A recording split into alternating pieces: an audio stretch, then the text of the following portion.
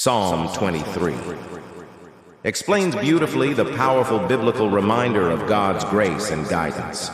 This passage also tells us to not fear evil because God will protect us. And lastly, Psalm 23 acknowledges God's great provisions and blessings that He rains down on us as His people.